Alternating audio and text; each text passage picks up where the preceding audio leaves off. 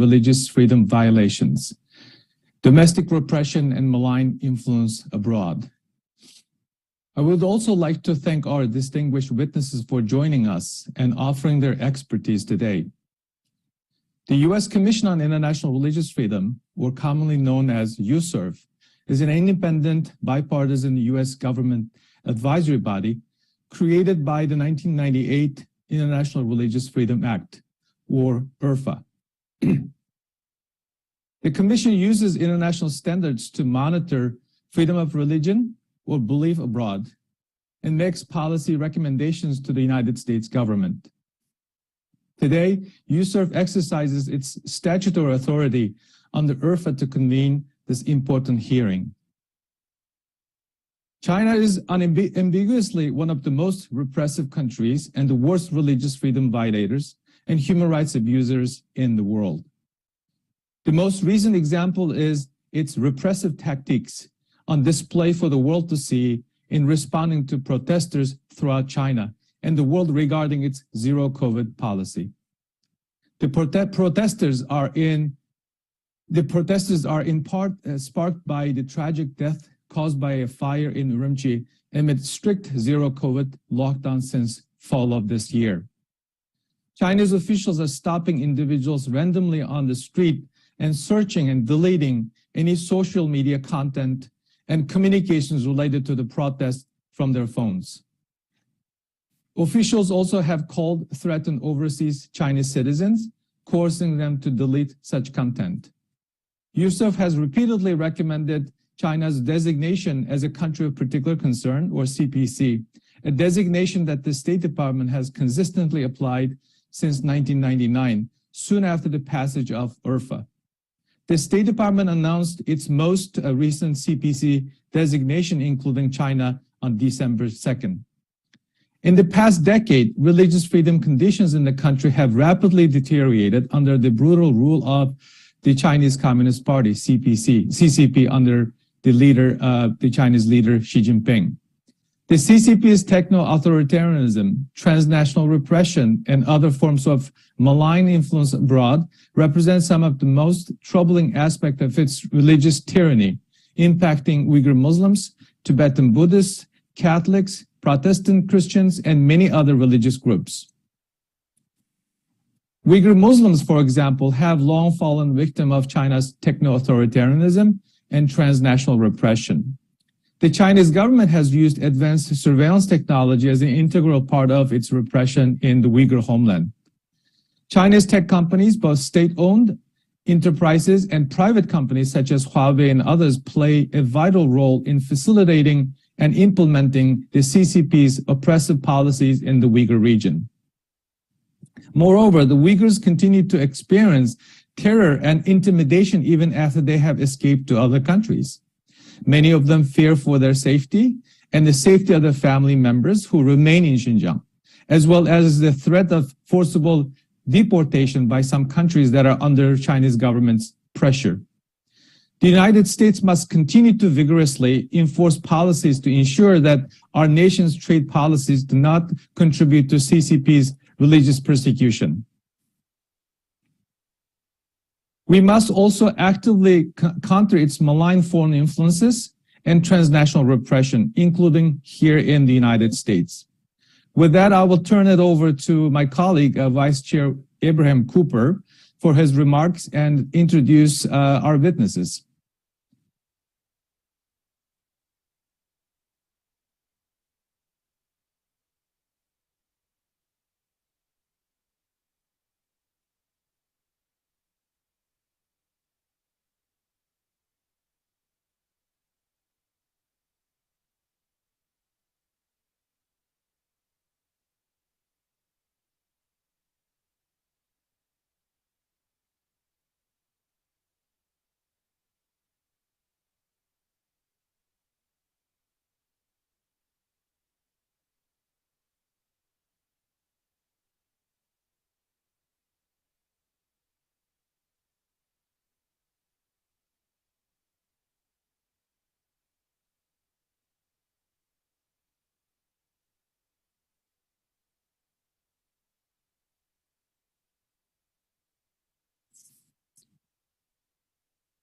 Few countries in the world can match China's technologically sophisticated religious repression and its unique ability to assert malign influences over and to extend repression into other countries.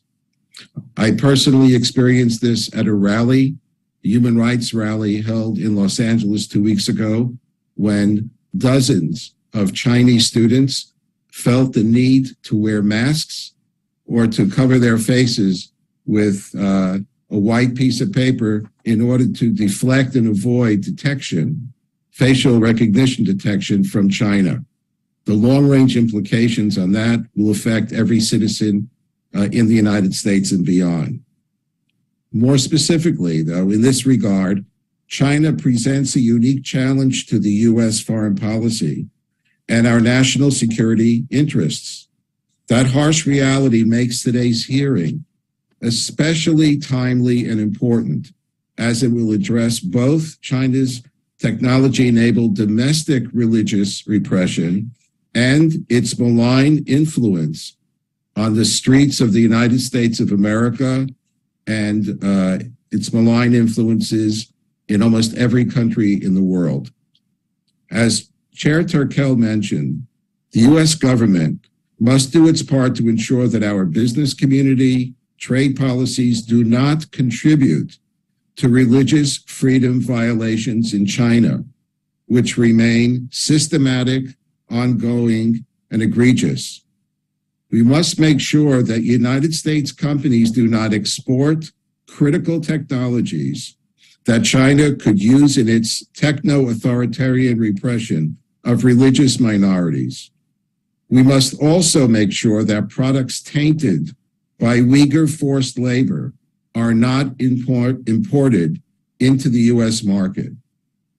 Furthermore, the United States government should use all legal and policy tools at its disposal to counter the Chinese government's malign foreign influence through its lobbying efforts and transnational repression activities in the U.S., which harass and intimidate religious minorities from China, a fact that I personally experienced just a few days ago and witnessed.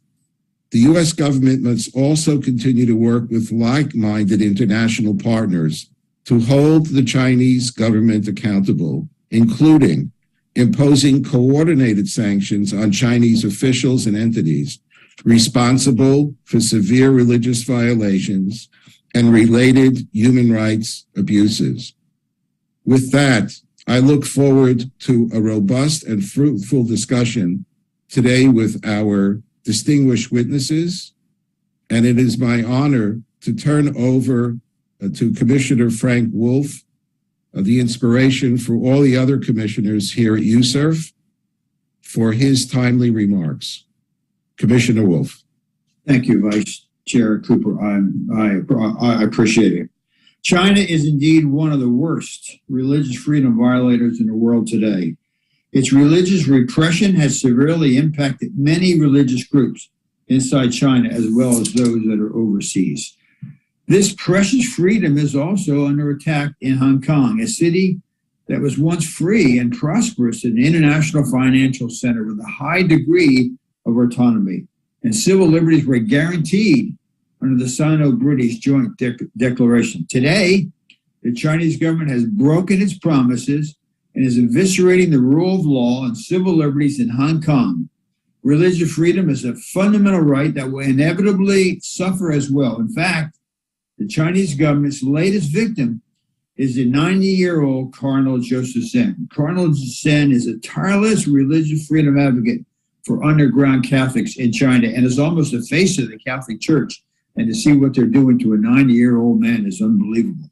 I'm gravely concerned that the Chinese and Hong Kong authorities will use the infamous national security law to target Cardinal Zen and other religious leaders and communities that are participating in democracy protests in Hong Kong. We must speak out against this injustice. I'm also greatly concerned about China's malign foreign influence here in the United States, most insidiously through its lobbying efforts on Capitol Hill. I am very disappointed that some former members of Congress, both political parties, have decided to work as agents to lobby for the Chinese government and its state-owned enterprises such as Hikvision, and is under suspicion, for complicity in the government's persecution of Uyghur Muslims in Xinjiang. Their involvement in such effort is just outrageous, and I thought I would never, ever see something like this. There should be a law prohibiting lobbying for China. Another important subject regards the 64 members of the Mayflower Church who are seeking asylum here in the United States. I appreciate the State Department and Ambassador Rashid Hussein's close attention. He's been very good on this, on the freedom of the Mayflower Church people. Given the continuing realistic danger of them being forcibly repatriated to China from Thailand, the Chinese come in and arrest 2 or 3, take them away. They're never seen again. I urge the State Department to send U.S. Embassy diplomats to make regular visits to the 64 members of the Mayflower Church. The relevant parties will then know that we in the United States and the United States government and the Biden administration do care about the religious freedom and safety of this group. I pray they can safely come to the United States very soon. In closing, we must address the rapidly deteriorating religious freedom situations in China, and we must counter the Chinese Communist Party government's increasing malign influence and transnational repression overseas. With that, I'll turn it back to Chairman Turkle. Commissioner Wolf, thank you so much. I'd like to take this opportunity to thank Commissioner Wolf for his exemplary leadership, protecting, advancing human rights and religious freedom, not only in China, but around the world. I have had the fortune to meet then Congressman Wolf while I was a law student. The Uyghur community in particular know 4 names very well: late Congressman Tom Lantos, Congressman Wolf, then Representative Nancy Pelosi, Chris Smith. You look at those 4 giant leaders in advancing human rights, you can see the human rights and religious freedom issues have been a bipartisan concern for the United States Congress. With that, I'm going to introduce another leader, Senator Marco Rubio, Vice Chairman of the Senate Select Committee on Intelligence and Senior Member of the Senate Committee on Foreign Relations, who has provided pre-recorded remarks for this hearing. Not only this, but he has been supporting our work and literally attending and supporting, providing similar type of remarks in the past hearings and briefings that we have organized. Thank you very much. If you could go ahead to play the pre-recorded remarks. Hello, I'm Senator Marco Rubio, and I want to thank the U.S. Commission on International Religious Freedom for having today's hearing.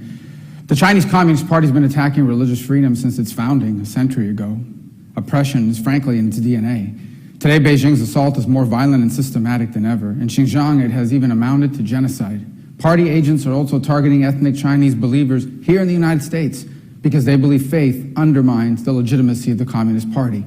This is a threat to American national security and basic human rights. We must do everything we can to counter this.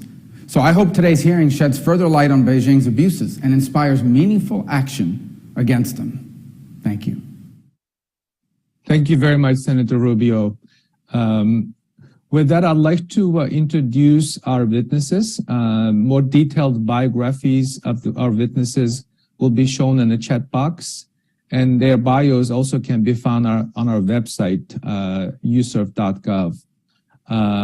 We have a group of outstanding witnesses whom I have had the opportunity to learn from and follow over the years, starting with our first witness, Wang Yaqiu, who is a senior researcher at the Human Rights Watch. Her team has been extraordinarily powerful, persistent in the efforts to shine a spotlight early on the Uyghur atrocities. This goes way back in 2016 when the Egyptian government forcibly removed Uyghur students. And then we will hear from my good friend Guqing Sering, the interim president of ICT, who have been a colleague and friend over the years and taught me so much about the Tibetan struggle. And then we will hear from Luisa Griva, former Vice President of the National Endowment for Democracy, who is currently serving as the Director of Global Advocacy at the Human Rights Project. Then we will have Reverend Bob Fu, who has been an incredible leader advocating religious freedom for the Christian community and others in China, who is the founder of ChinaAid Association. And lastly, we will hear from Jack Smith, legal fellow at the Heritage Foundation, where he is part of the Messi Center for Legal and Judicial Studies. If I could, I'd like to give the floor to Wang Yaqiu. Thank you, Chairman Turco, Vice Chairman Cooper, and honorable commissioners. Thank you for the opportunity to speak to you today. Since I'm the first speaker, I will give a quick recap of some of the recent developments on Chinese government repression of religion, and then I will offer some key recommendations. Since 2016, when President Xi Jinping called for Sinicization of religions, state control over religion in China has obviously strengthened. Authorities now seek to comprehensively reshape religions such that they consistent with the ideology of the Chinese Communist Party and to promote allegiance to the party and to President Xi. Technology-based censorship and surveillance are central to religious repression in China. Some American technology companies also contributed to the Chinese government repression of religion. With regard to Christians in China, one of the most notable developments is regarding an agreement between the Vatican and the Chinese government. The agreement was first signed in 2018 on the appointment of Catholic bishops. The agreement was renewed in 2020 and now again renewed in October this year. Despite the Chinese government's arrest of Cardinal Joseph Zen in Hong Kong, as Councilman Wolf mentioned, and just a month after the renewal, in November, the Vatican, in an official statement, expressed surprise and regret, I quote, surprise and regret that the Chinese authorities violated the agreement by installing a bishop that are not recognized by the Holy See. Well, I don't think the Vatican should be surprised because many, including HRW, had warned the Holy See at the time. I hope, the Pope learned a lesson from it and changed his mind after this, and he can speak up publicly about the persecutions of Catholics, Christians, and others in China. And in 2021, Apple took down a popular Quran app and a Bible app in China's App Store at the request of Chinese officials. Apple has over the years taken down hundreds of VPNs, seriously impeding the ability for users in China to access free information, including information about religious issues. In Xinjiang, as it's widely known that the Chinese authorities have detained 1 million or more Uyghur and other Turkic Muslims for political re-education, so-called political re-education, and subject those who are not confined in camps and prisons to omnipresent surveillance. In 2017, Human Rights Watch uncovered the U.S. medical company Thermo Fisher Scientific had sold DNA sequencers to the Xinjiang police. And after we publicized this, after media reporting on this, in 2019, Thermo Fisher finally announced that it would stop selling human identification technology in Xinjiang.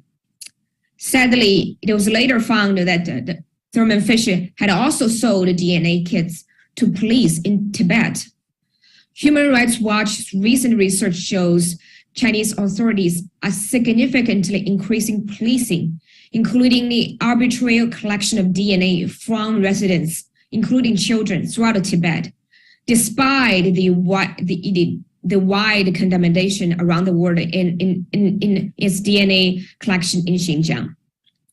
And Falun Gong practitioners in China continue to face severe repression. In January, a practitioner, Xu Na, was sentenced to 8 years merely for sending information about COVID-19 restrictions to an overseas Falun Gong affiliated website. And the Chinese government's religious repression stretched beyond its borders, as Commissioner Cooper mentioned earlier. An effective way of doing that is to leverage the Chinese economic power. The Chinese government has compelled other governments around the world to repatriate many Uyghurs, Christians, and Tibetans who have fled China. A powerful tool by the Chinese government to censor and survey overseas people is the app WeChat. It's a super app that has many functions as messaging, social media, financial services, that nearly everybody who has a smartphone in China has to use this.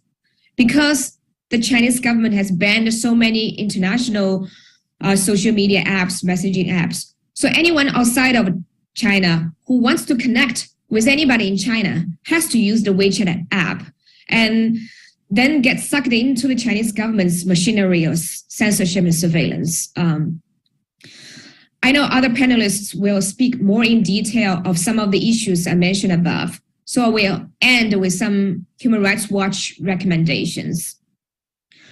One thing that the US can do and is very much in control is to ensure that religious communities in this country with ties to China are free from threats, harassment, or persecution by the Chinese government. And the US government needs to further impose visa bans, travel bans, and targeted sanctions on Chinese officials responsible for religious repression under the Global Magnitsky Act. The US government needs to encourage other governments to adopt similar legislations in the EU, in Canada, in the UK, and other countries. Sanctions will be more effective when pursued collectively. The US government should also encourage prosecutions on the basis of universal jurisdiction laws against Chinese officials implicated in religious persecution. I know the Uyghur Human Rights Project has filed such a case in Argentina. I know the US government is looking into Chinese apps, TikTok and WeChat's censorship and surveillance issues. Yesterday, Senator Marco Rubio has introduced a bill to ban TikTok. At least we need more scrutiny towards these companies, forcing them to at least be transparent about what they're doing with Americans' data, what kind of things they're censoring, what kind of communication they're having with the Chinese government, whether the Chinese government, has demanded them to do anything regarding, their operations in the US. And we need those companies to conduct human rights due diligence, at least for the portion of their US operations. And those are, very much the US government has in control in terms of, what the Chinese government can do and cannot do in the US. And the US government also needs to escalate actions against companies that are complicit in Chinese government's repression on religion, whether those are American companies or Chinese companies. Lastly, speaking as someone from China who grew up under censorship, the US government needs to invest in technologies that help people in China to circumvent censorship. People wanted to practice their religion freely. People wanted to fight for their religious freedom in China. But first, the people in China needs free information. And I think the US government needs to lend a hand to help people to circumvent the censorship and get the information they want. Thank you.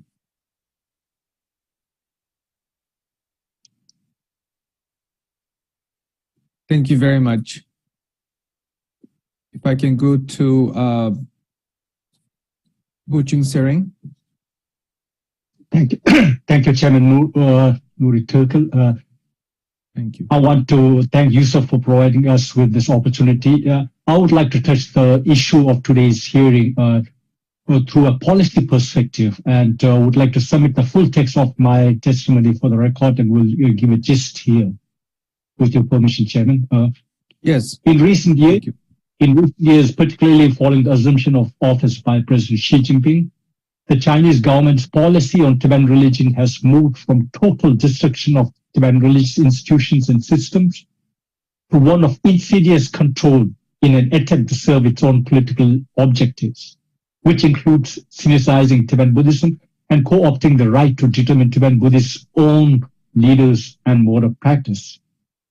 Over the years, they have attempted to do this through promulgation of various regulations to bring Tibetan monasteries and monastics under tighter control and eventually under their total supervision. One aspect of the issue is on the reincarnation of Tibetan Buddhist leaders. Since China has not been able to place the present Dalai Lama under its control, its transparent plan is to ensure the next Dalai Lama will be subservient to the Chinese Communist Party. Not only do the Chinese government's claims completely disregard centuries-old Tibetan religious tradition, they also violate the universal principle of religious freedom. The Dalai Lama has categorically maintained that only he can make a decision regarding his reincarnation. In 2011, he released a formal statement explaining his position on the reincarnation system and how he intends to handle the issue of his succession. With your permission, I would like to submit the full text of the Dalai Lama statement for the record. By attempting to select the next Dalai Lama, the Chinese government also aims to extend its control over Tibetan Buddhism with clear geopolitical implications, even on many Tibetan Buddhist institutions in the Indian subcontinent, Mongolia, and other parts of the world where there are followers of Tibetan Buddhism. If not challenged vigorously by free countries, this decision would affect the religious freedom not only of Tibetans, but also of millions of followers of Tibetan Buddhism, including here in the United States. On the issue of techno-authoritarianism, and before I do that, I also want to say that the issue of these reincarnation processes clearly linked to Chinese usage of the technology in Tibet to make the Tibetan people completely forget the Dalai Lama and to be subservient to the religious leaders the Chinese authorities themselves are appointing. The US and international bodies must recognize and investigate the continuity between past forms of oppression and present-day forms of persecution as fueling the same agenda to dismantle Tibetan unity through use of techno-authoritarianism.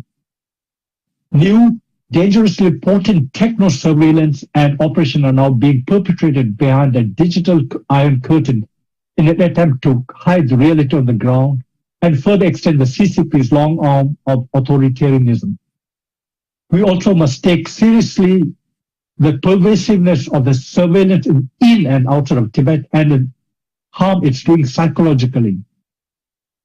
During our annual advocacy day for Tibet here in Washington, D.C., we learned that one of our participants, a young student, had received a series of derogatory comments within hours of posting a video of herself in Tibetan clothes on TikTok, which was mentioned earlier.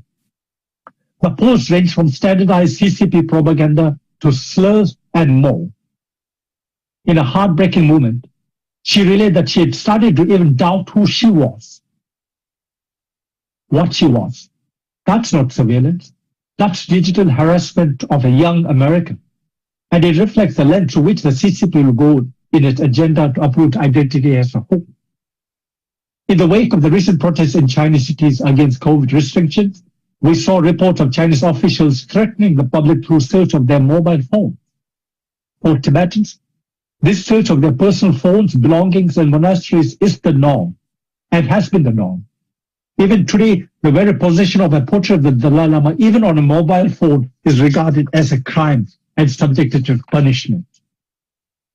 We have also heard of reports of Chinese authorities banning Tibetans from circulating Buddhist texts over the social media or through messaging platforms.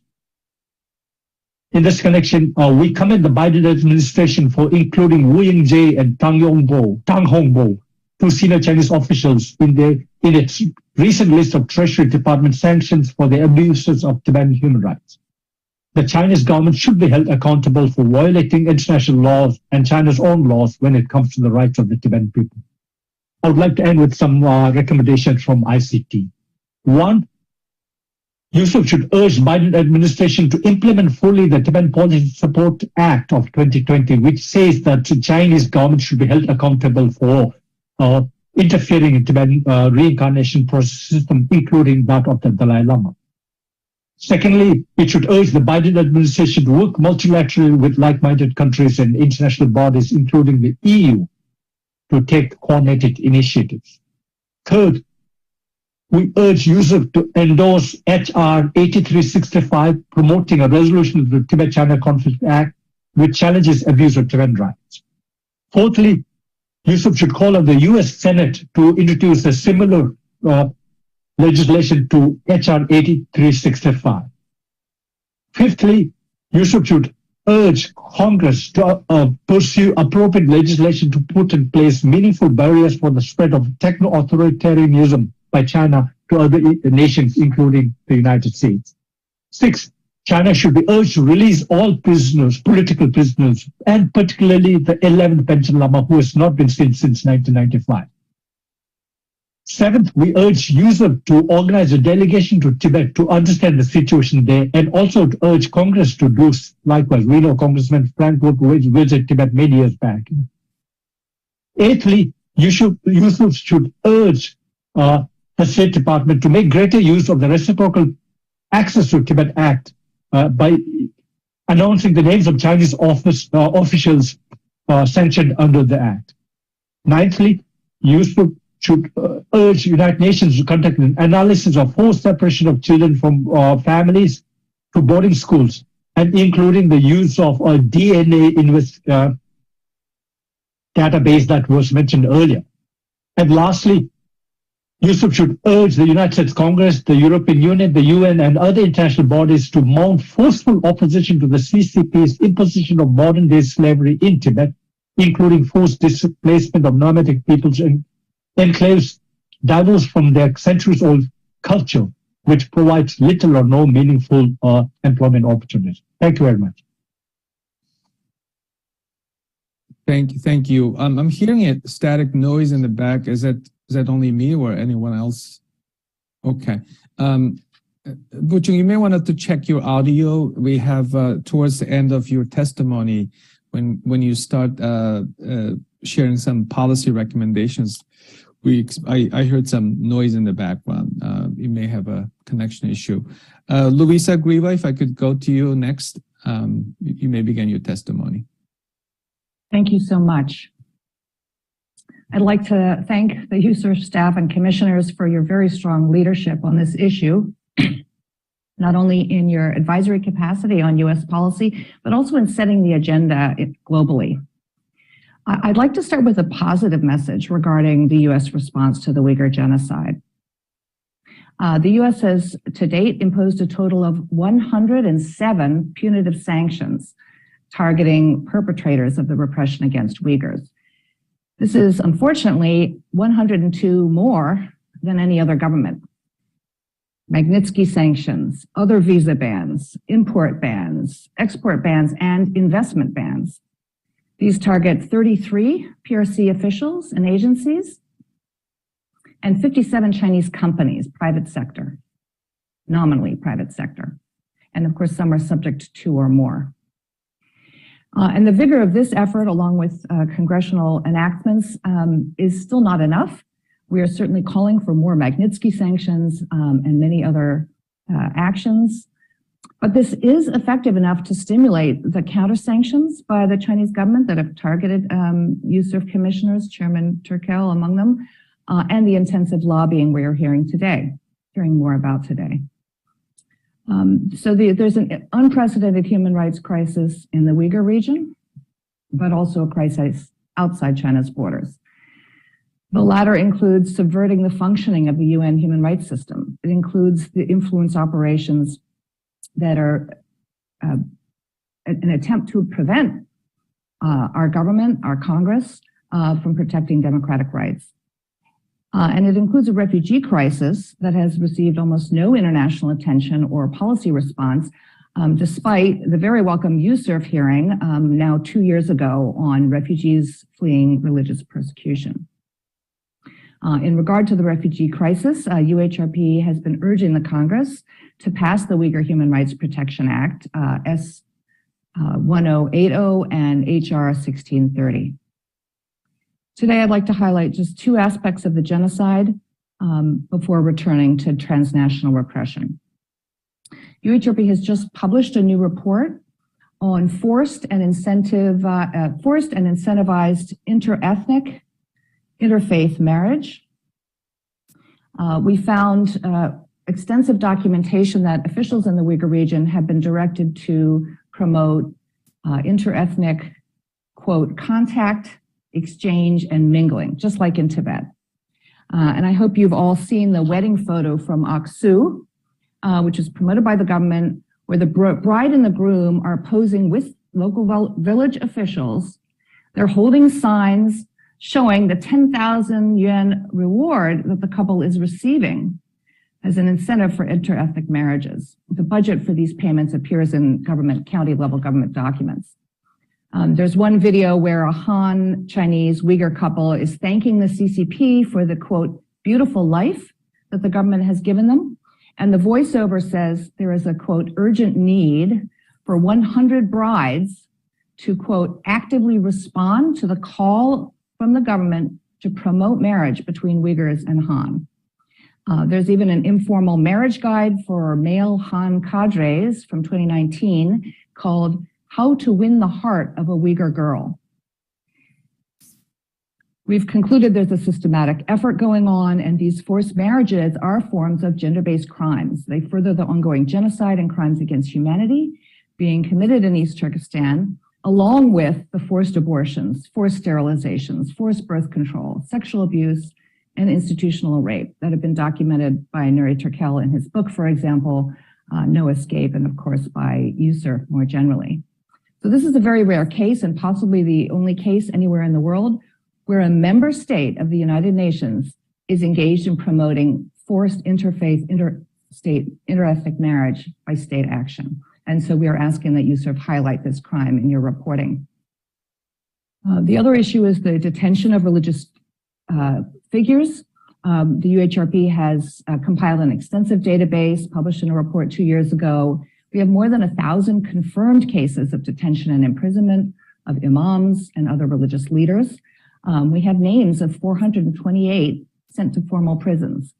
We're documenting prison sentence of 15 to 20 years for, quote, teaching others to pray and, quote, refusing to hand in a Quran to be burned, along with a life sentence for, quote, spreading the faith. So given extreme secrecy, this is certainly a small fraction of the total. Now, turning to abuses abroad, and given the scale of lobbying, both by PRC actors, specifically on these tech issues, and their American friends, I would like to suggest that USERF work to develop or endorse a surveillance technology bill of rights for religious freedom. And such a charter would provide normative standards. This would apply to the private sector, for government procurement, and for national policies in terms of restricting exports and research partnerships between US and Chinese entities. And this should not only apply to the US, it should apply to judging the CPCs, the special watch list countries that USERF is focused on, and all state actors. Why is this so important? Well, we've already talked about, the tremendous suppression of tech tools used for suppression in China, of course, for Tibetans abroad, for Uyghurs and others from East Turkestan. The UHRP has published 9 reports just in the last 5 years. Just as an example, we have over 1,500 serious cases of human rights abuses suffered by Uyghurs outside China at China's behest. 292 known cases of Uyghurs deported to China from Arab states alone. And even in the democratic countries, we conducted a survey in 2021, 74% reported digital threats and harassment. And unfortunately, only 21% felt that their host governments would fix these issues. In terms of the U.S., we published an extensive report in 2019. We briefed national law enforcement about the reports. Our conclusion is that this intimidation campaign is not just a matter of violation of norms. This is against the law. It is illegal under federal law to issue threats that interfere with free speech rights. And so for Uyghur Americans, this menacing presence of the Chinese government in their daily lives deprives them of their constitutional rights. So the Uyghur Human Rights Project would like to ask USCIRF if you can do something that may be unprecedented, but on behalf of the Tibetans, the Christians, the others who are the dissidents who are suffering this kind of almost untrammeled international repression, we'd like USCIRF to maybe take the step of following up with our national law enforcement. The FBI issued a counterintelligence bulletin. Would it be appropriate? We hope that USCIRF will be in touch to press for an update on the strategy to deter and punish these crimes. I have additional policy recommendations in my written testimony, and I'd be happy to discuss them later. Thank you. Thank you so much, Louisa. Thank you. I wanted to take this opportunity to thank your team at the UHRP. That has been incredibly effective, documenting and reporting on those issues that we have been discussing today. With that, I'd like to go to Pastor Baofu for his testimony. Thank you, Chairman Turkle and Vice Chairman Cooper and the honorable commissioners who are here today. And I also want to really show my gratitude for the hardworking staff at the USCIRF, and certainly also over the past few years during this hard time. Thank you for paying attention on the individual cases, the policy issues, and I also want to thank your counterpart at the State Department, Ambassador Rashad, and his team, the DRL, for helping free many of those who are stuck, even while fleeing of the persecution for the religious freedom. So in recent years, the CCP has steadily increased the oppression and control of Christians, particularly through the use of technology. The techno-authoritarianism in China has begun to reach a new extreme under Xi Jinping in his third term as General Secretary of the Communist Party. According to the new regulations just passed this year, no organization or individual may post any religious information or service on the internet unless permission is obtained from a provincial level government departments. And content posted by individuals, groups, or organizations must conform to the CCP government political agendas and must encourage others to, I quote, love the country and abide by the law, end quote.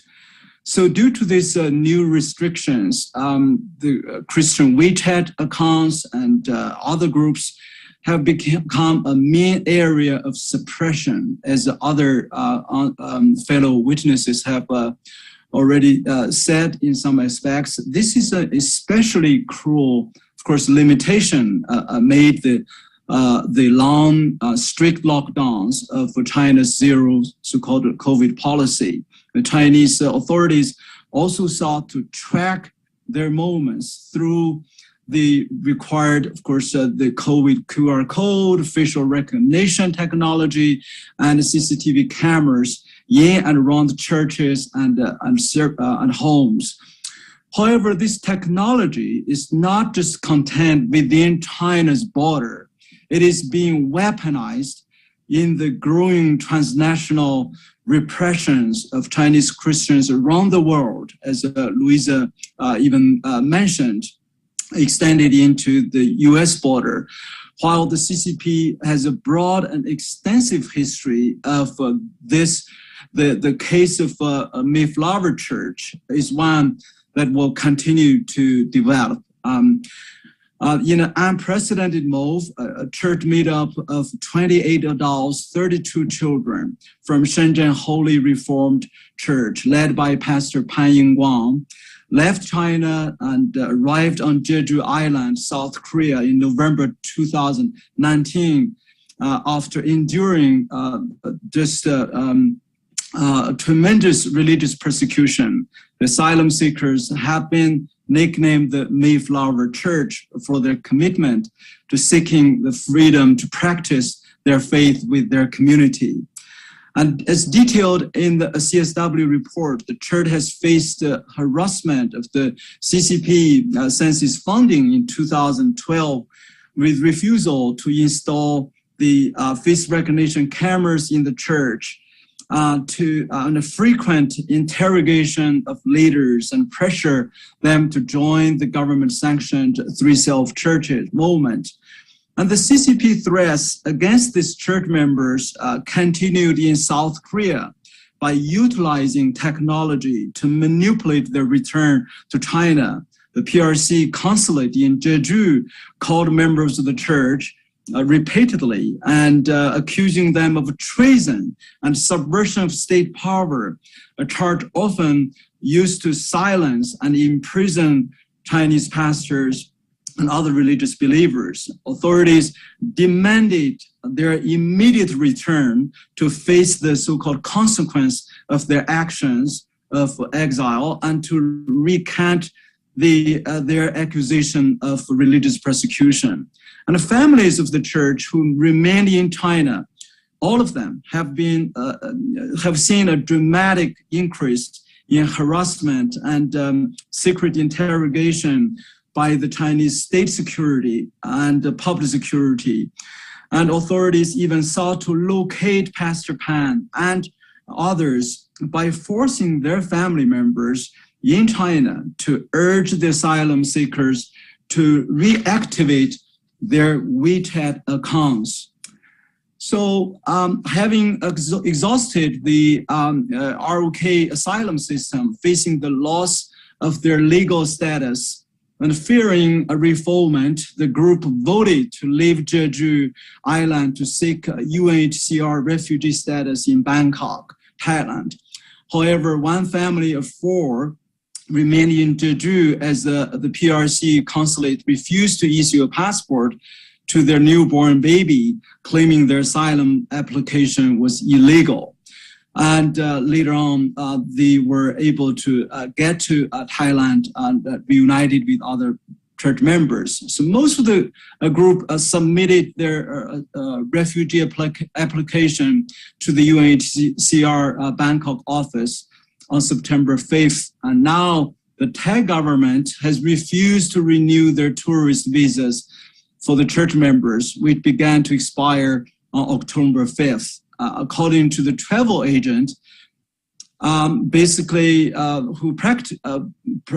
who helped their visa extension process, the Chinese embassy in Bangkok demanded the Thai government to send each passport of those Mayflower Church to be examined inside the Chinese embassy. So both human rights groups and the U.S. embassy officials view this as transnational repression by China. I echo the Commissioner and Congressman Frank Wolf's sentiment. And so the danger of them being forced repatriation is very real. Actually, just before this hearing started, I just learned and verified a Chinese family from China, a mother and father with 2 children, 8 years old and 10 years old. After they were just being arrested by the Thai authorities, and after the travel to Thailand. All of the 4 family members have visa issued by the U.S. On their way to come to the U.S.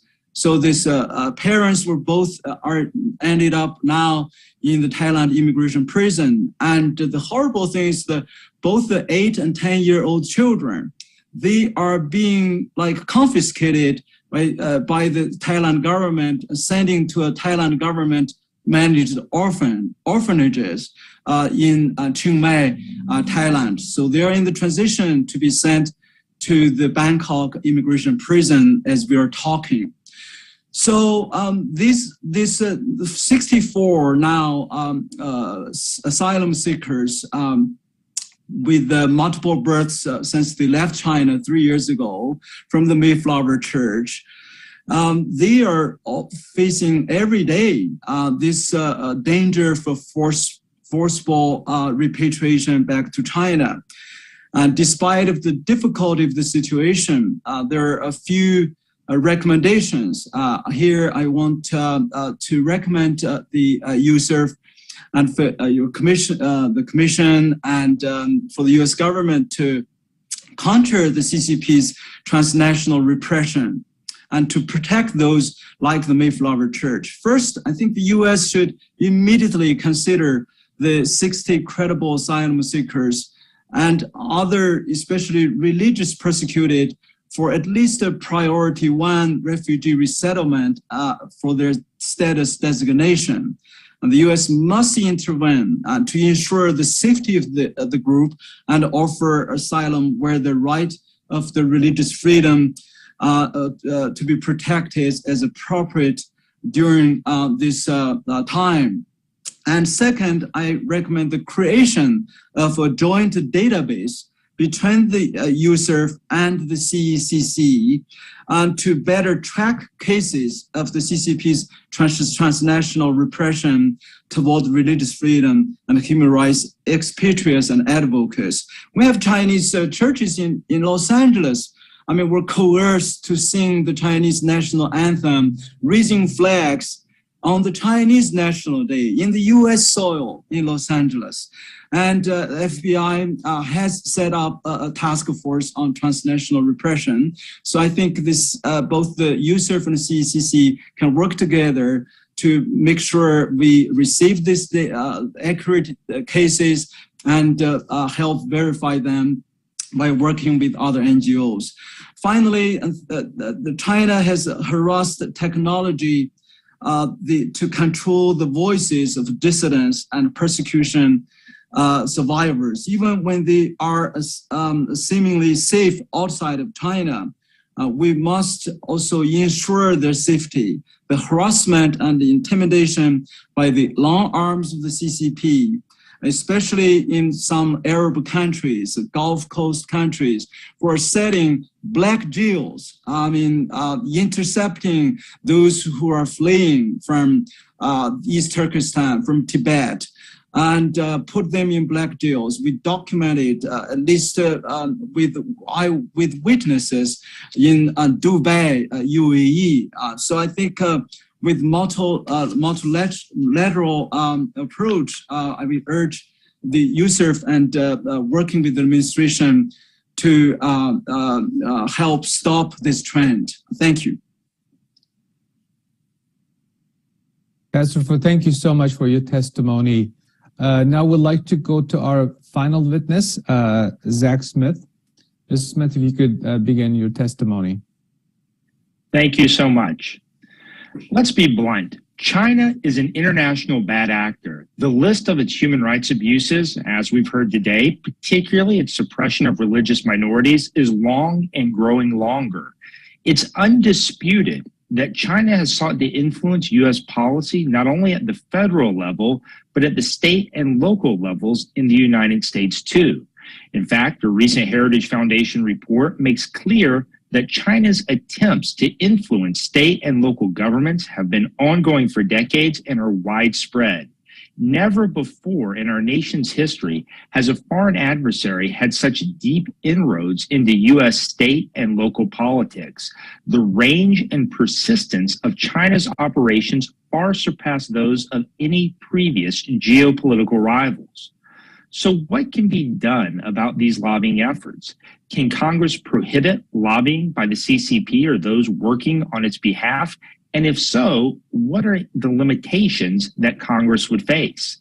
The answer to these questions is yes, but it can become tricky fast.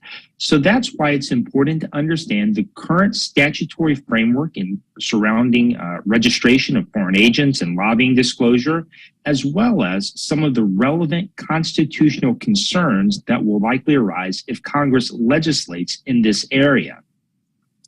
Congress first implemented our current disclosure-based system in the 1930s when faced with the crisis of an ascendant Nazi Germany and its dangerous ideology. In 1938, Congress passed and President Franklin Roosevelt signed the Foreign Agents Registration Act. Since that time, FARA, as this act is commonly known, has undergone 3 major amendments, with the last one occurring in 1995. Today, there is bipartisan consensus that FARA is not working as well as it should.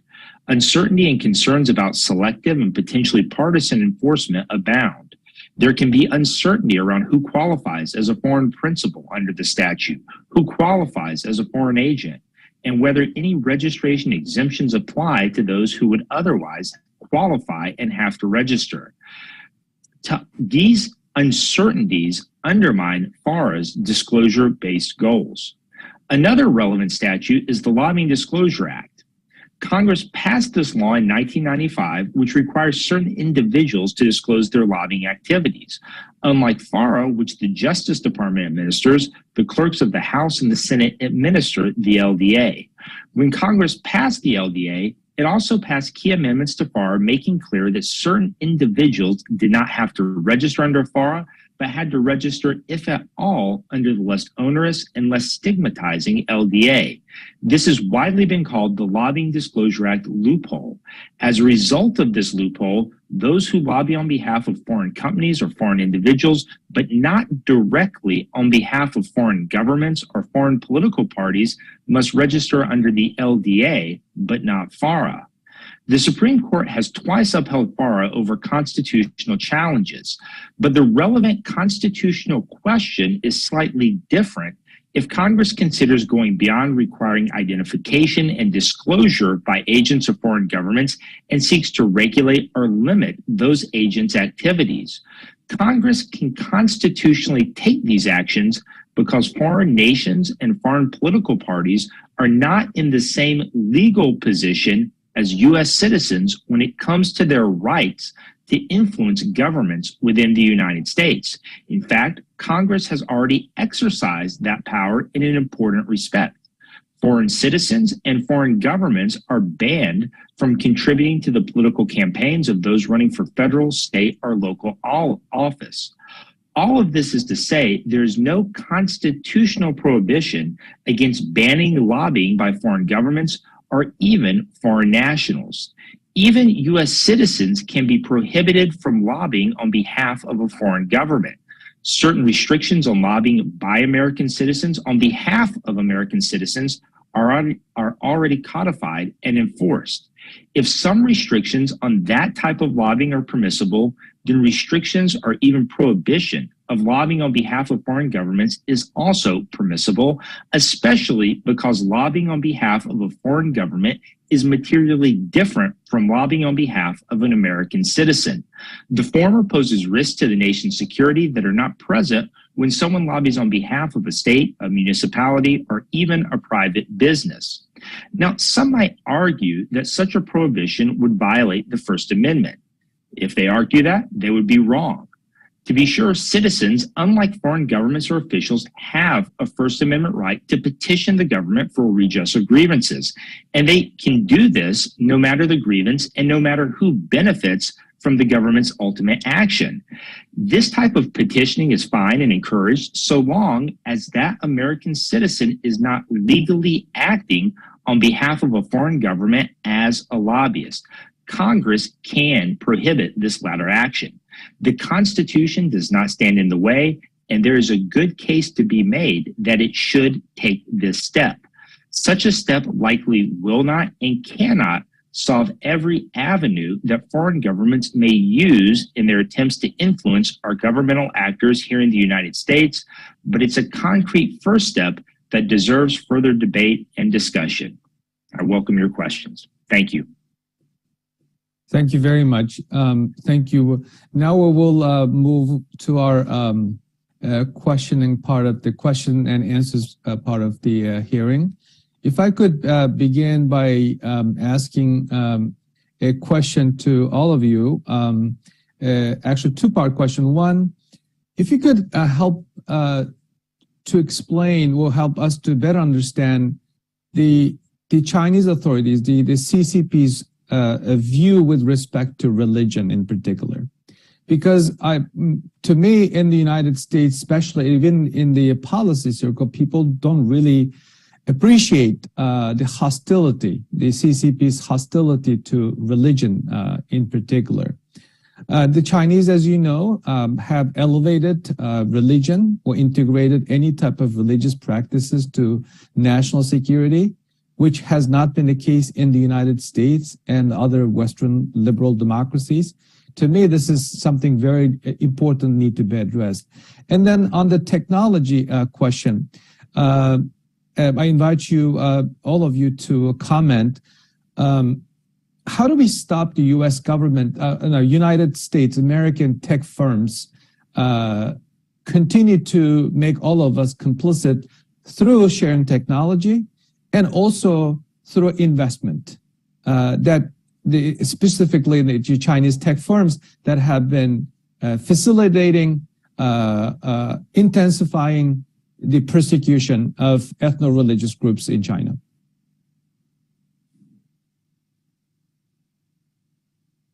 Maybe I can start since I was the first speaker. Yes, please.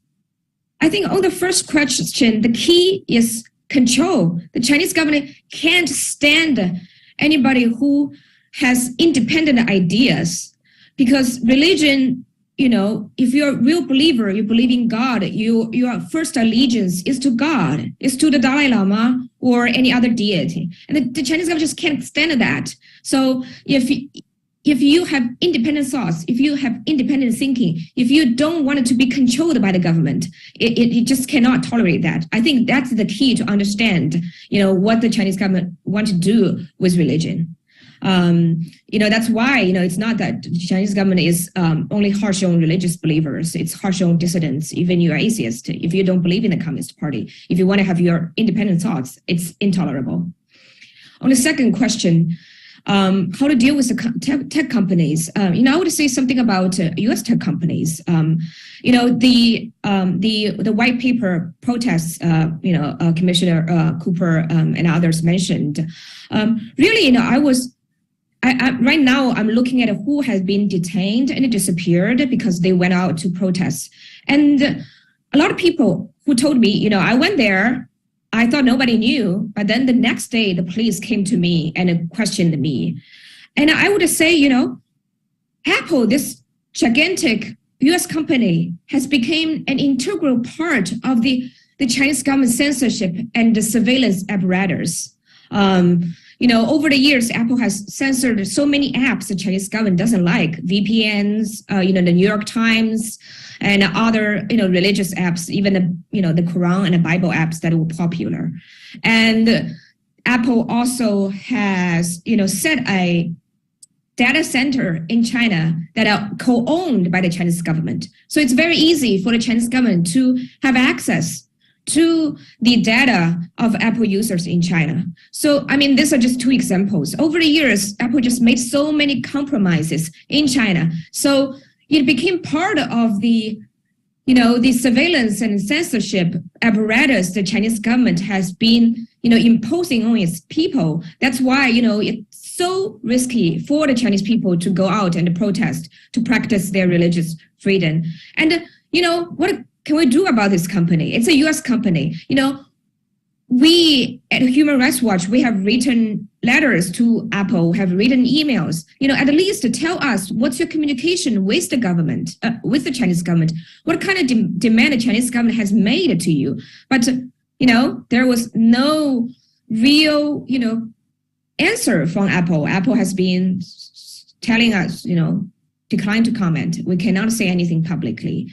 Things like that. I mean, this is something the U.S. government can do, make public, be transparent about what's going on, and, compel Apple to do human rights due diligence. Like what have you, Apple has been telling the public, we have done, audit in terms of our supply chain, the Foxconn company, Foxconn, which is a major supply of manufacturer of Apple products. So at least this is something that we can agree on, tell us what's going on. And the US government has the power to force Apple to tell us what's going on. Thank you. Thank you. Anyone else wanted to comment? Yeah, I can just add. Oh, sorry. Go on. Sorry. Just a quick one. First on religion, I think the Chinese government understands the power of religion. But now they want to use that power to help the Communist Party rather than the believers. So that's the underlying part. Secondly, on technological firm, I think the Yusuf can work with Congress to see that U.S. corporations who work on technological matters with China really understand the issues. Congress has brought Yahoo, Google to task in the past, and you can continue to do that by shining a light on their behavior and getting them to understand why this is imperative that their attitude needs to change. Thank you. Pastor Fu? Yes. For the first question, I think the Chinese Communist Party has never changed this original concept, understanding of religion as the opium of the people. So basically, they took over the years. The only difference is between the Cultural Revolution time of 10 years that they declared basically all religion are illegal. So basically, even sending their government-sanctioned church or other clergymen into re-education. Versus after that, to allow some existence is whether this opium can be utilized, can be useful for their ideological control, as Yaqiu just mentioned, and also for the so-called national security. So we have to all understand, the Communist Party treats religion as a national security issue. I can give you a reference. If you're interested, back to, I think it's 2001, I co-published with the UCLA 2 volumes on religious freedom, national security in China by basically translating and combining of volumes of multiple Communist Party issued secret and some top secret documents regarding their treatment of religion, Falun Gong, religious freedom. So to them, it's a national security issue. They actually treat a cross on the church of the rooftop of the church as a national security threat. So that's, I think, unfortunately, we're not being understood by the broad, the free world. To answer your second question is, I think, really, to address the Western technology, tech company as accomplices, we just really first step just to enforce what the law. Number one is, the religious freedom is in the Article 18 of Universal Declaration of Human Rights and the several UN mandate, norms, and which for Apple to remove the app of the Bible, Quran, and religious materials from the Chinese Apple store. Basically, that is a violation of the international law by basically denying the access to the fundamental literature of the religious believers.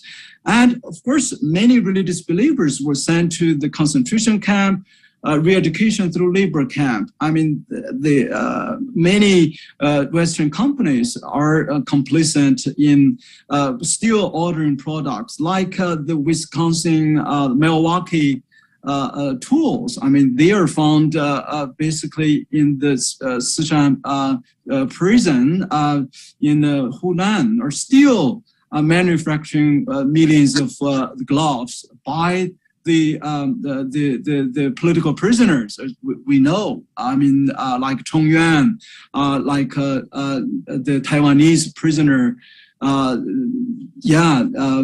Mr. Lee. So we should, I mean, there is U.S. law, as Louisa mentioned, to forbid this. So we need to have Congress and administration to compel those complicit companies to point it out, to really even prosecute.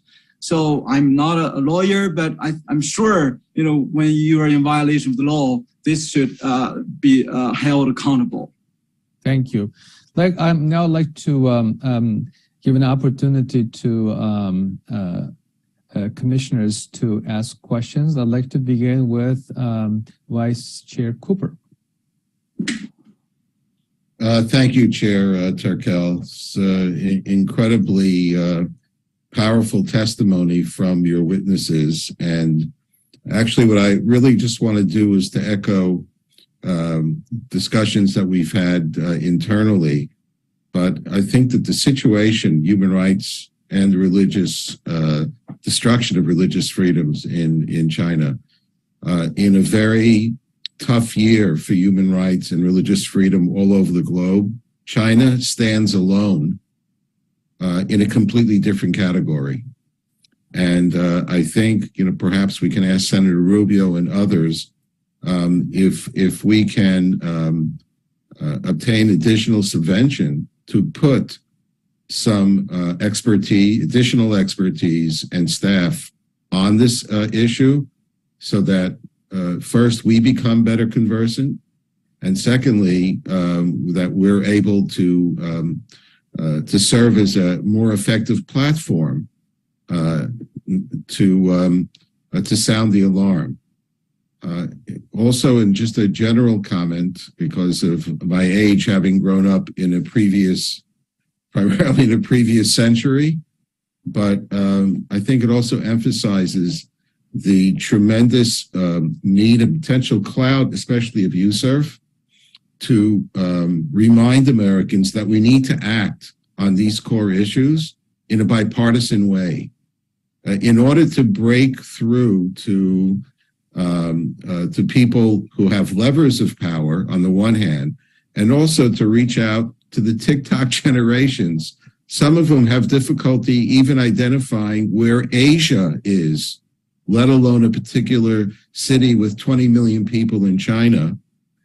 We have a profound educational arc that I would just say, based on the previous century, when we all worked together on human rights issues, that arc can be shortened by consistently putting a human face on the suffering and on the issues.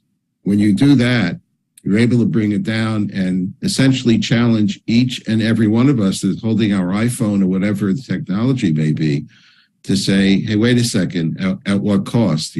Making these choices for us as consumers into informed moral choices.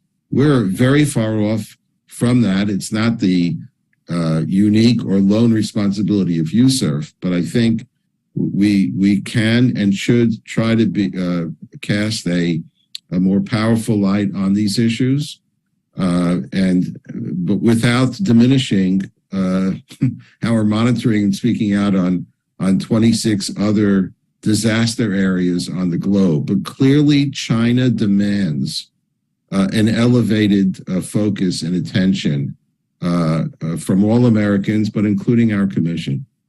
Thank you. Thank you very much. Commissioner Davey. Thank you, Commissioner Turkle. Much appreciated, Mr. Chair. So just a quick comment and then a question.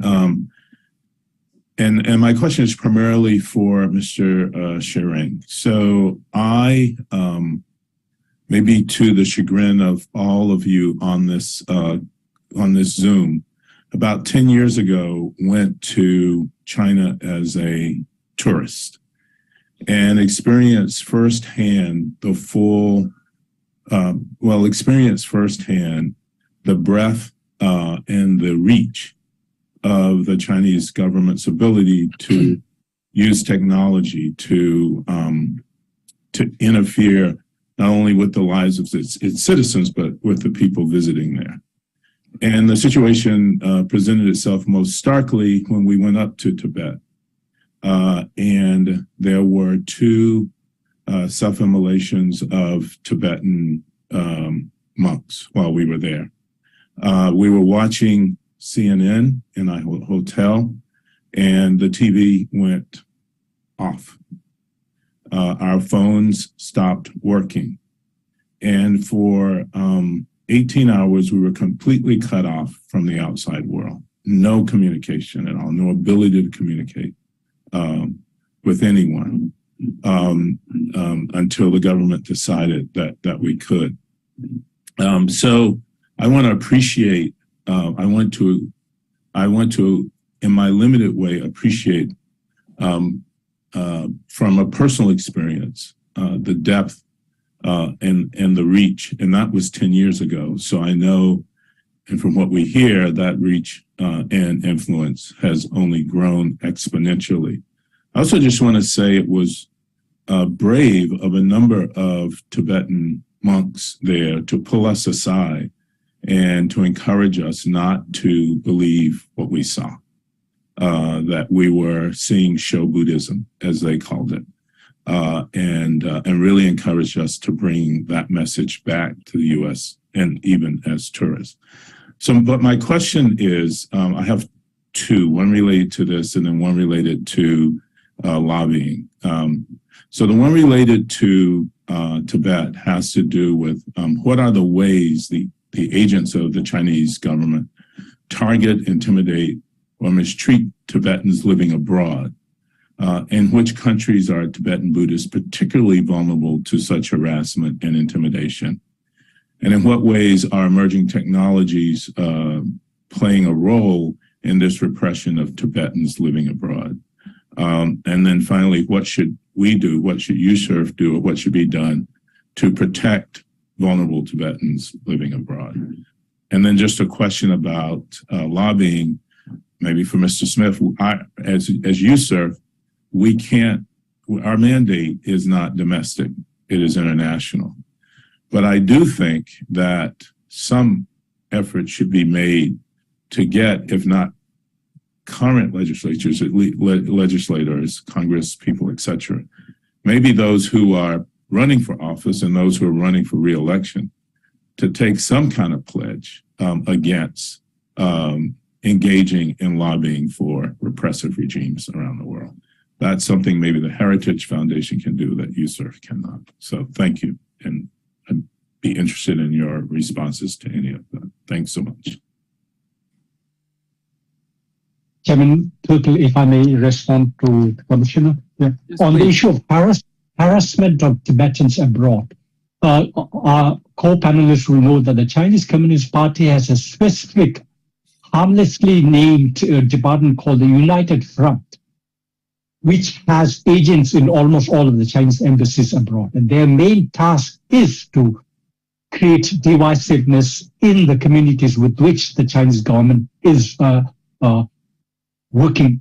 For example, in our case, with the Tibetan communities, there's always some United Front agent, either directly or indirectly involved in Tibetan affairs. We have seen in New York, for example, a police officer of NYPD who was seen to have been in collusion with the United Front. Similarly, the Chinese authorities use the leverage of visas for Tibetan Americans to visit their families or relatives as a way to make them toe the official line. Because even though Tibetan Americans have the same passport as a non-Tibetan American, when they go to the Chinese consulate, there's immediately racial profiling, and Tibetan Americans are sent through the United Front process, which doesn't actually have to doesn't have any responsibility for visas. So that's how they control Tibetan. They've also used Tibetan lamas with whom they sort of create some sort of groups that are aimed at criticizing the Dalai Lama and the mainstream Tibetan community abroad to create divisiveness within the community. So these are some of the things that the Chinese authorities do. And Yusuf can sort of highlight the role of the United Front, including in, for example, the United Front has Tibetan speaking people in some of the embassies. It still has one in the consulate in New York. And so these people should be targeted, spotlighted, and their sort of behavior should be monitored. Thank you. Thank you. Commissioner Curry? If I could, Mr. Chairman, I think Commissioner Davey had a brief question about the lobbying piece. I was just going to quickly respond to, if that's okay. And I appreciate the question, Commissioner Davey. I absolutely think an educational campaign for candidates and government officials is needed for the influence that China and other repressive regimes have on trying to influence our government. Where China is unique in some ways is the level of influence and the pervasive actions they've taken to lobby, not only at the federal level through various entities and companies, but also at the state and local levels as well. And so you're seeing a really pervasive effort by the Chinese government to push their ideas and ideologies at all levels of government. And one of the other areas I think that we've also seen this in is the Chinese government has been very effective in getting American companies to lobby on their behalf. We saw this with companies like Nike, Apple, Coca-Cola, and others that came out opposing the Uyghur Forced Labor Prevention Act. Now, I don't think you could necessarily ban American companies from lobbying, for their own views, but it's certainly very problematic. And these companies that take these positions certainly do, in my view, deserve to be named and shamed for taking many of these positions. Thank you. Mr. Wolf and Mr. Curry. I'll let Mr. Curry go first. Thank you very much to the chair. Thank you, Commissioner Wolf. Any one of these issues would be horrifying. Put together, it's truly stunning to see forced labor, the issues, forced marriage, and on and on and on. So it's hard to know where to dive in with limited time. But perhaps I could ask Louisa Greevy, forgive me if I mispronounced that, about the issue of China harassing Uyghurs here in the United States and abroad. What recommendations do you have to the U.S. government or to us as regards to this kind of harassment? Because I've heard many personal stories on this, and it's greatly concerning that they're reaching citizens in this country and harassing them for their religious faith and ethnicity. So perhaps you could comment on that. Thank you so much for this question. We have seen definitely national law enforcement efforts to track and prosecute, right? There might have been a hesitation in the past, but these have now happened. The New York City police officer, 2 big cases in New York, in fact, have been announced publicly, and we would urge more of that. But of course, it's also a deterrence issue. Law enforcement can only reach perpetrators on U.S. soil. You can indict someone in another country, as, for example, the U.S. has done on some hackers, some PLA hackers and some Russian hackers, but they're not going to come to trial. So the deterrent effect is, all right, they can't come to the U.S. because they'll be arrested. They weren't going to come anyway. So what we need is actually a national policy of deterrence. We need a more serious effort at the level of our foreign policy, our White House, and our State Department to send a clear message, have a policy conditionality that as long as our own constitutional rights of our own fellow citizens, visitors, and residents are being routinely violated, they're not going. There's certain goodies that the Chinese government would want should absolutely be denied. So this has to be really at the level of deterrence and at the policy level. I'm sorry to say. Thank you, Louisa. Mr. Wolf? Well, thank you, Chair. I want to thank the USIRF and the Commission for having this hearing. This is one of the better hearings I've ever attended. And I want to thank all of the witnesses. They really did an outstanding. I wish every member of Congress, House and Senate, could have really heard what was on today. I have so many questions. I'm not going to get into it, but I mean, is it accurate to say that Hikvision cameras are in the camps that are persecuting Uyghurs? Is that accurate? Just yes or no? Yes. Yes. Okay. Secondly, do we agree that there is genocide against the Uyghurs? Yes. But I mean, and I also believe there's cultural genocide against the Tibetans. So I think all of the groups, all of you have to come to work together. And I'm really sort of disappointed in the church in the West not speaking out. I mean, during what took place in Nazi Germany, the church was very, very reluctant. I've always admired Dietrich Bonhoeffer being willing to speak out. We need Bonhoeffers in the church here in the United States and in the West to speak out. The fact that, is it accurate, whoever can say yes or no, that Hikvision has former members of Congress lobbying for them? Yes or no? Yes, that's accurate.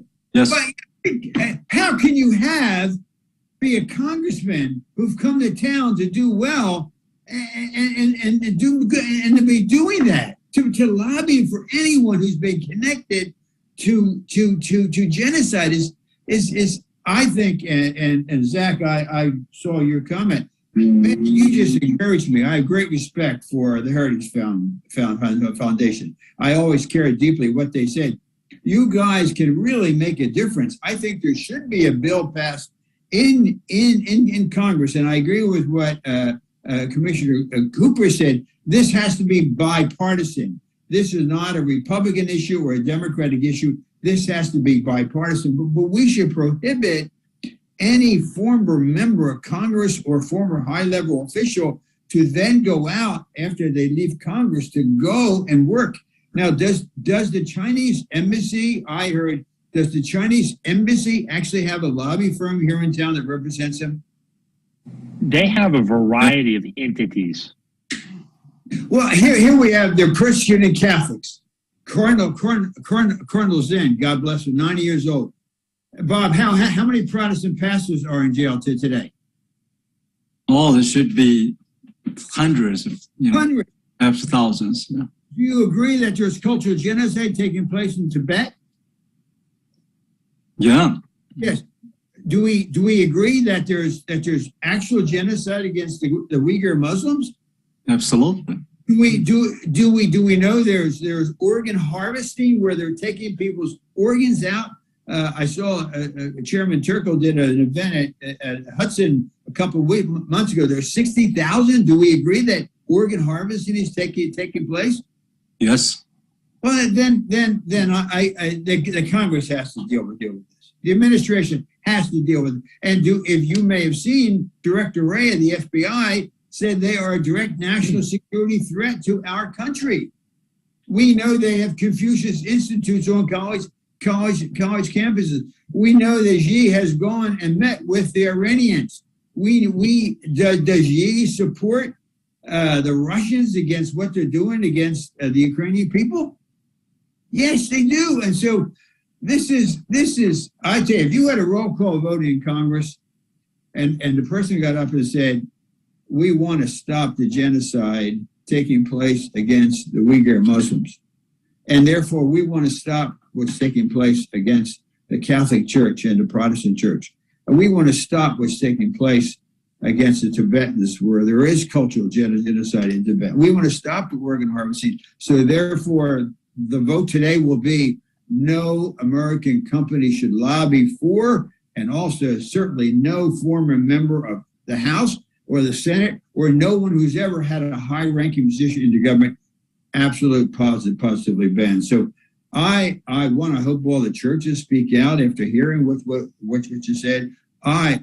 Zach, I hope Heritage will move on this. Anything that I could do to help you, I'd be glad to come downtown and sit with you sometime. Listen, a lot of these people that are representing them are good people. I mean, I think they kind of join the representation world with the idea that maybe China will change. We can change China. I know that was the whole debate during the MFN. Well, we give them MFN, they'll change. China hasn't changed. China hasn't changed at all. So I think you got to deal with this issue. And I think those of us who are still around at this time need to speak out, because we cannot let this thing go on. We need a law that bans it. I urge all of you on this panel to come together, to get together, and all the groups. I know you have your individual ones, but to come to work on something like this and work with Zach. And lastly, Bob, do you know, with regard to the Mayflower Church, do you know, are there not cases I have read where the Chinese government, CCP police have come in and taken people from different countries and taken them back? Oh, absolutely. There's documented case from even Pattaya, the Swedish citizen, the bookstore Gui Minghai was kidnapped from Pattaya, from Thailand, back to China, and went for trial, and is still not released back to Sweden. And we have State Department officials working with me, even within a day, we have seen a Kazakh dissident who has evidence of organ harvesting escaped to the Bangkok International Airport, and became vanished in the airport, kidnapped back to China. We have never heard, perhaps he is already being killed. So, I mean, this is very well documented. Well, sometimes I was at one place where they said this one person was arrested and he's never been seen again. And so I hope the State Department is watching this, that they allow the Mayflower people to come in quickly, because it will be a frightening event if we hear next week, tomorrow, later, that someone has been kidnapped and taken back. And I also hope that the American Embassy in Thailand visits the Mayflower people to sort of let them know we do care about these people. And they're willing to come in. And I know there's a group down in Texas that are paying for all these things. Is it not true that there's a group waiting to take them, to help them in Tyler, Texas? Yeah, I mean, we have a group of churches in Tyler. They are already well prepared and pledged to support for their full year of all the living expenses. And the fact that, they can afford just to fly to Mexico and just to follow the crowd and use the legal way to come. But they, with the full integrity, they want to do things legally. So that's, with the asylum process, with the humanitarian parole or whatever the mechanism. So that's something I think is unfortunate. I think we should really encourage them through the legal process. I appreciate that they've been willing and they're doing it the right way legally. They're not flying to Mexico and paying a bandito to take them across the border. I'm grateful that they're doing that, and so I think it's important that they be able to come to the United States. In closing, I want to thank the commissioners, and I want to thank the USERF staff. Again, this is one of the best hearings I've ever had and heard. I would hope all the members of Congress could see something like this. I hope the church speaks out on some of these issues. I hope all of you will kind of work together. And Zach, I hope Heritage, with the great credibility and reputation you all have, will take this issue on, because the thought of someone representing a company that's involved with genocide against the Uyghurs in these detention camps, it officially makes me sick. And I think this cannot be permitted to continue. Thank you very much. Thank you.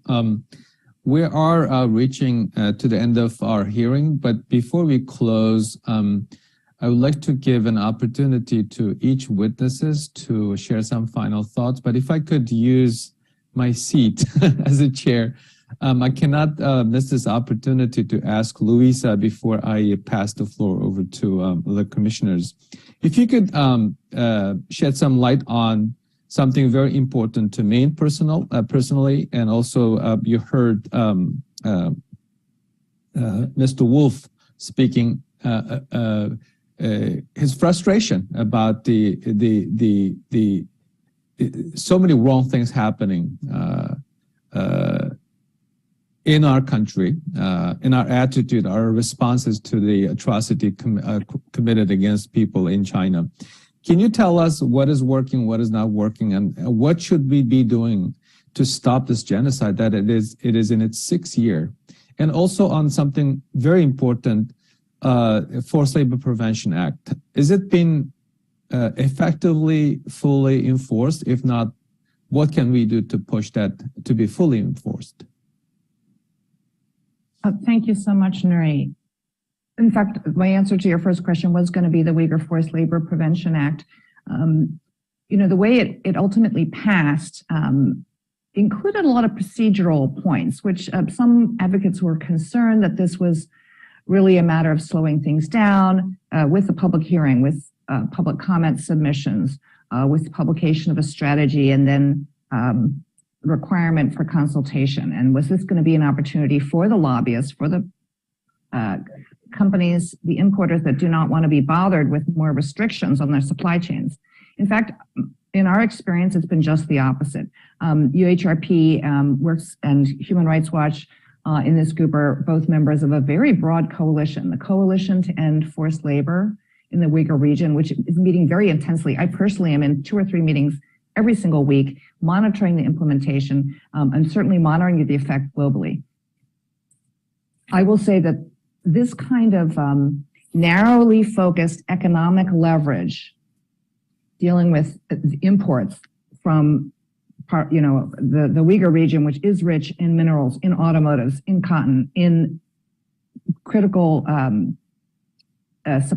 parts of supply chains that reach really all over the globe. This is a way to avoid the question of, am I outraged? Have they heard from Mr. Wolf or any of you who's so impassioned? And rather looking at the technicalities of the law, and that puts the machinery of our government in motion. The EU needs to do the same. Australia and UK needs to do the same. This is the way to create the leverage required to first remove complicity, but of course that's not enough. We want to remove the enablers, and we want to impact the impact on what the Chinese government cares about. Thank you. If I could go around to ask each of you to share some final thoughts. If I could begin with Wang Yachio, and then I will move to our commissioners. Thank you. I just wanted to leave a hopeful note because, the white paper protest happened. I didn't expect that to happen. I cried when I see people say Xi Jinping stepped down, the CCP stepped down. This was extraordinary, those young people. We all thought young people were pretty brainwashed. They only care about their, social media stuff. But, people want their rights.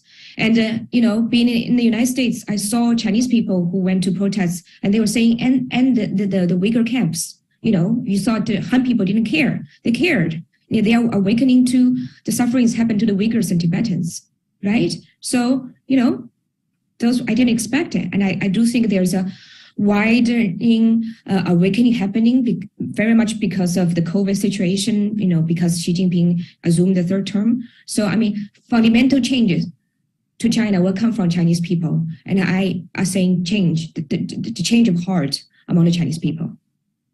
Thank you. Thank you very much. Hu Jun? Thank you. I want to emphasize the fact that whether it's the United States government or American corporations, they need to adopt a principled stand in their relationship with China.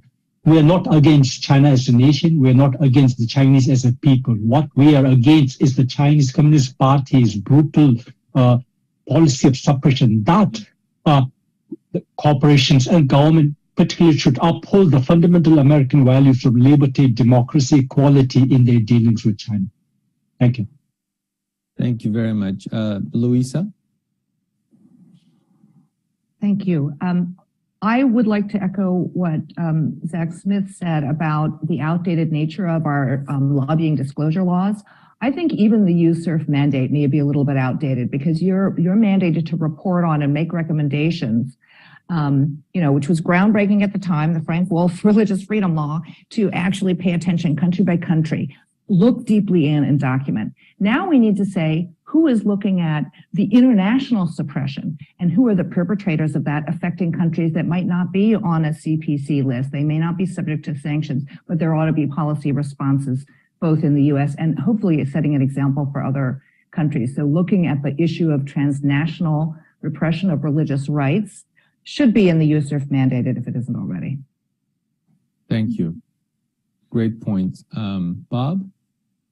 Yeah, I would like to see some specific congressional hearings to summon those the head of those Western companies like Apple, like the Milwaukee Tools. I remembered when Congressman Smith and Congressman Wolf basically subpoenaed or summoned the Yahoo CEO to the committee, basically facing the victims of those writers who were imprisoned 8 years, 10 years as a result of Yahoo's retrieval of their passwords. And that really changed the dynamic. I mean, we working with the AOC and VOC and other organizations, we rescued a few, families, survivors of the concentration camp, Kazakh, we have Guzira, we have Kyrgyz, the ethnic Kyrgyz Joseph, who survived in the concentration camp and saw, the Hikvision cameras all over in the concentration camp, the cells. I think we need to have those have those lobbyists also there to face the victims of the genocide and so to let them answer from their conscience. I think it's not only just the moral, I think there is a legal aspect too. So that's what I want to see. We'd be glad to support that effort. Thank you very much. Zach? Thank you. I appreciate the opportunity to be here and talk about this issue today. I agree with Commissioner Wolf. This is very important and will continue to be important because the Chinese Communist Party is going to continue its efforts to influence governmental action at both the federal and state levels. And so I think it's imperative that Congress and state legislators begin thinking about these issues and what appropriate actions they can take as soon as possible. Thank you very much. If I could go to the commissioners, starting with Vice Chair Cooper. Thank you. First of all, it's been an extremely humbling time personally for me to try to absorb everything that's coming in the scope of what we're looking at. I would just make two general comments. Number one, to the extent that USERF can, we should try to encourage bipartisan hearings in both the U.S. Senate and the House. There's plenty of blame to look backwards, but looking forward with all of the issues that were raised today, including our specific and narrow focus of quote unquote religious freedom, there's plenty there to make sure that the voices and those voices like we heard today will be heard directly on Capitol Hill. To the extent that we can influence that process, we should. And secondly, because we all know that there are all folks all kinds of people listening to this webinar. I think that USERF, in a more closed session, should consider approaching the Chinese government to ask for a visit to China, but include in our requests specific names, starting with the Cardinal and others, specific names, locations, and issues that we want to see addressed. I think getting a yes will be a challenge. Getting a no will be useful for further exposing the Chinese Communist Party, and getting no answer is also a response. So this is something that shouldn't be decided on a webinar, but I'm saying it publicly for a reason. Thank you, Chair. Thank you very much. Mr. Wolf? I want to thank the witnesses. They really all did a great job. And I want to thank the commissioners, too, for their interest and their commitment. And I agree with Commissioner Cooper that this needs to be bipartisan. And lastly, I want to thank the staff of USERF for really putting on a great hearing. I hope this is distributed and people all over the United States can watch it. But thank you, everybody. I'm grateful. Thank you very much. Commissioner Davey? Thank you, Chair. Much appreciated. Again, thanks to the witnesses. Let me just say, as a Presbyterian clergyman and a African-American here in the United States, often when I go abroad, I hear, don't you have enough issues to deal with of your own, such that you don't have time to be addressing other people's issues? Two clergymen's voices ring in my ears when I hear that. One is Pastor Niemöller, when he said, I didn't speak up, and when they came for me, there was no one to speak for me. And the other, of course, is the Reverend Dr. Martin Luther King Jr., who said, injustice anywhere is a threat to justice everywhere. It's in that spirit that I do the work that I do with my colleagues at USERF. I want to thank you, thank the staff, thank my colleagues. And we've got a lot of work to do. You help to make it not be so overwhelming, and I appreciate what you do every day. Thank you. Thank you very much. Commissioner Curry? I just want to pass on my thanks to everybody who testified. Incredibly important issue. So thank you so much. Thank you very much. I wanted to thank our professional staff team for us commissioners to suggest hearing or asked to organize hearing it relatively easy. The actual heavy lifting, the actual work lies with the staff team, contacting potential witnesses, working on logistics, and doing background research. It requires a lot of time and effort. I wanted to thank our executive director and research team and our comms team, specifically Veronica and Danielle, and our policy expert Mingzhi for help us to organize this hearing. I'd like to conclude by reminding that we are seeing IBM 2.0 when it comes to business complicity in atrocity crimes. Those of us who are student of history remember the business complicity in the Holocaust. That includes some of the companies implicated in today's slave labor practices in China, namely Volkswagen, Hugo Boss. I mentioned IBM because years ago, roughly about 20 years ago, when the Chinese were developing technology to surveil its own population, Western businesses, including some businesses in Silicon Valley that have been also in today's part of today's discussion, have been supporting very subtly the Chinese tech firms. The surveillance techniques initially shared by Western firms that includes German Siemens, Sun Microsystem, and IBM, Intel. These are the companies are still not getting the message. Whatever these companies and others being mentioned lobbying against the Uyghur Forced Labor Prevention Act act in contradiction to American values and in opposition to the value of humanity through their economic ties with the Uyghur region-based entities. Religious freedom is the first human rights for American people. We will continue to speak out, we'll continue to call them out. We will continue to research and document wherever religious persecution occurs, because this is the best way. This is one of the most effective ways to prevent religious persecution or any type of atrocities turning into full swing genocide or war, as we've seen in Ukraine. We have to be bold. We have to be clear in our approach when we're speaking out against religious persecution. I wanted to also mention that the Uyghur people very grateful for the United States government and 9 other governments and parliaments entities have given a proper name to the atrocities being committed against the Uyghurs and others in China. But not only genocide should never happen, but it should not take 6 years for governments to respond. There are more than 150 state parties to the Genocide Convention.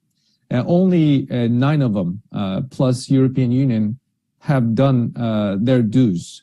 But the rest of them are still not being able to even give a crime's proper name, which is very distressful.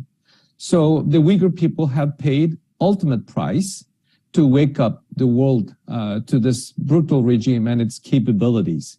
We've seen it, what they can be able to do in Tibet for years. And we have seen it in Hong Kong. We have seen it in the Uyghur homeland, East Turkestan, and they're posing daily threat against our democratic ally, Taiwan.